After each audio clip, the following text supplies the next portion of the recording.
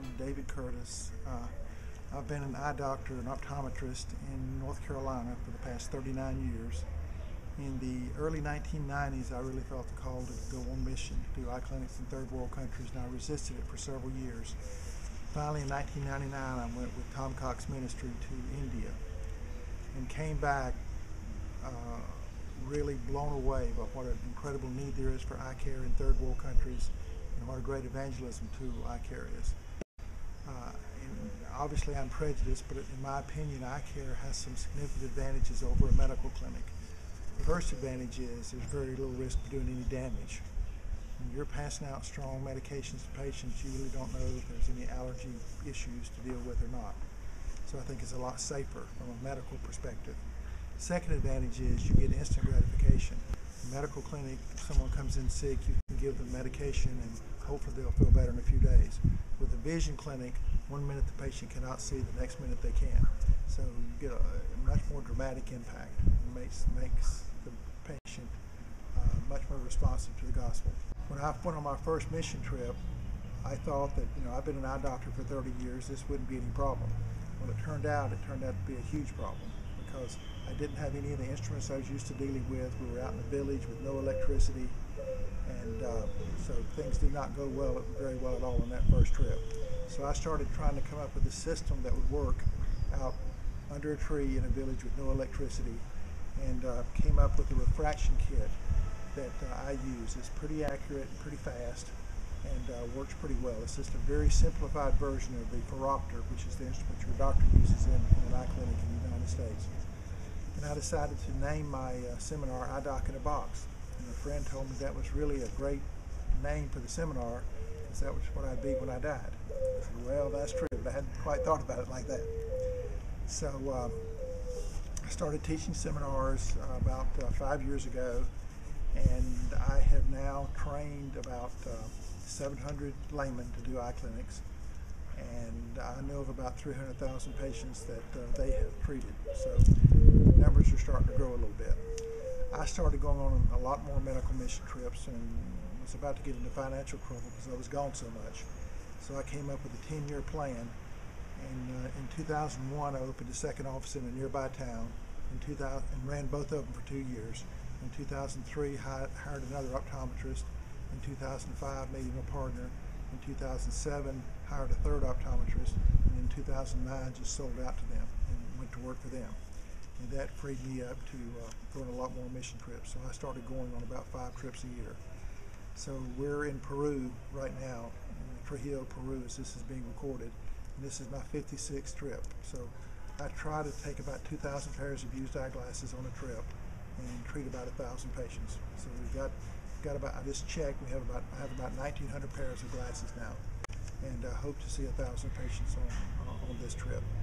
But obviously I can't scratch the surface personally, so I really want to train a lot of people to do the seminar, to do the eye clinic in third world countries, to kind of take my place, because I'm involved in politics now. I'm in the state senate in North Carolina, so I'm tied up in the legislature for a good part of the year now, so I can't go on 5 trips anymore. The Eye Doc in a Box seminar is basically an 8-hour seminar where I train laymen to do eye clinics in third world countries. It's totally designed for laymen, so I'm looking for financial planners and lawyers and plumbers and electricians or managers. It's basically designed assuming that the person has no medical knowledge whatsoever. So basically anybody can do this. Typically someone is going on a mission trip to a third world country and wants to do eye care. Often when they do a medical clinic somewhere, the folks there ask them to do an eye clinic next time they come, because there's a great need for eyeglasses in lots of places. So typically they'll call me saying, we're going to this third world country in 4 months, and I'm interested in doing an eye clinic there. So we make arrangements to, we set a date for the clinic, and I typically fly into their area on a Friday night and do the seminar from about 9 to 3:30 on Saturday, and then on Saturday night I fly back home.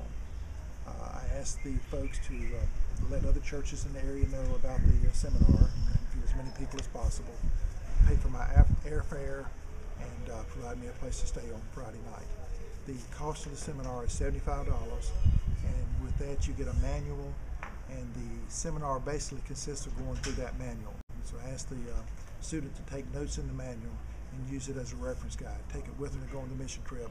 Any question that comes up should be answered in the manual. The refraction kit that I designed looks like this, and it basically consists of 4 flippers of various powers. So 4 flippers like this. The unit of measure for glasses is the diopter. Like a yard is a measure of length, the diopter is a measure of the strength of a pair of glasses. So with these 4 flippers, you can go from plus 950 diopters to plus 950 diopters. And most people need glasses that are 1, 2, or 3 diopters strength. So this will cover 99% of the patients that you'll see on the mission trip. So in my opinion, all you need to do in eye clinic is a flashlight and this refraction kit.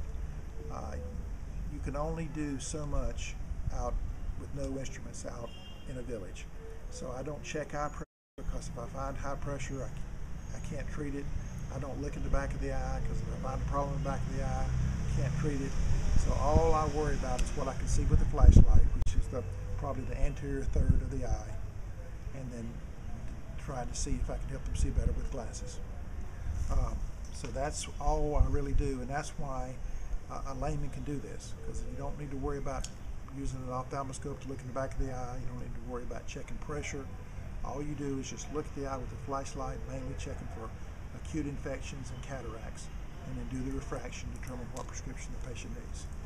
So the patient comes in, I have an examination form that's filled out with their name and address and their chief eye complaint. I do the refraction and write the prescription the patient needs on the form. They take that form to the optical area where I have all the glasses sorted out by power, and the person doing the dispensing, if I decide the patient needs like a +2 pair of glasses to read with, their chief complaint is poor near vision, then they pull out a bag, a quart-sized freezer bag with 10 pairs of glasses of +2 power, and then try to find a frame that fits their face. It's big enough or small enough. And the reason there's such an incredible need for eye care is that there's only one way to avoid needing eye care in your lifetime. And the only way you can avoid needing eye care in your lifetime is to die young. If you live a normal lifespan, 100% of the people will need eye care. So that's why there's such an incredible need. In the U.S., there's like 1 eye doctor per about 9,000 population.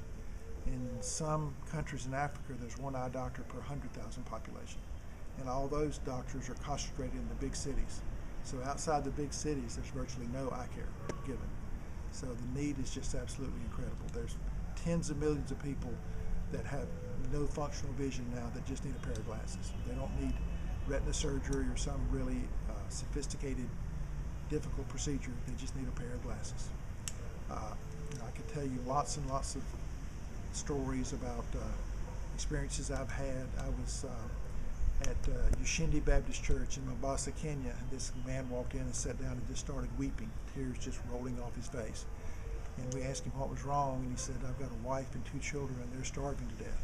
I'm a tailor, and I can no longer see the threaded needle, so I can't sew and feed my family, earn money and feed my family. So we gave him a pair of glasses, and hopefully he's still feeding his family today. I was in India, out in the village, and all these women came in wanting reading glasses. And finally I asked my interpreter, what's going on? Can these women read? And he said, no, nobody in this village can read. Everybody in this village is illiterate. Well, why do they want reading glasses? Well, this lady had a problem 3 months ago. She fed her young son some rice with a little rock in it, and he bit down on the rock and snapped off a tooth and it abscessed and he died. So they want to make sure they get rocks out of the rice before they feed their children. So even if you're illiterate, you still need glasses to see up close past the age about 40 or 45 years old. So that's why there's just an incredible need for eye care in third world countries. So I'm really excited about my seminar. As I said, I'm in the state senate of North Carolina, so I can't go on 5 mission trips anymore. So I want to train as many people as possible to give eye care using my system. So if you're interested, please call me. I'd love to talk to you about it, answer any questions you've got. And if you want to proceed, we can schedule a seminar at your church. So if you're interested in getting any questions answered about the seminar, just email me at dlcurtis, DLCURTIS 1895 @gmail.com, and I'll either call you or respond to you by email and answer any questions that you've got. And be happy to talk to you and answer any questions you've got, and would love to come to your area and do a seminar. And as I said, really basically mainly want you just to spread the word among the area churches. Anybody interested in foreign missions in third world countries, doing an eye clinic is really a very effective evangelism tool, and it definitely draws a crowd, because in lots of third world countries, an eye examination and pair of glasses cost a month's wages, so it's really a big deal. And so you'll definitely get people coming in to get free eye care. You know, one question that everybody always asks is, well, once I take the seminar, what else do I need? Well, you need basically two things. You need a refraction kit and a flashlight, and then you're going to need glasses. You can get the drugstore plus glasses, fairly inexpensively. The negative glasses are much more difficult to get.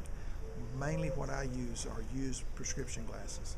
So churches donate glasses to me, the Lions Club donates glasses to me, and I go through them and pick out the ones that are usable based on various criteria, which I cover in the seminar. Now, unfortunately, you can only use about 30%.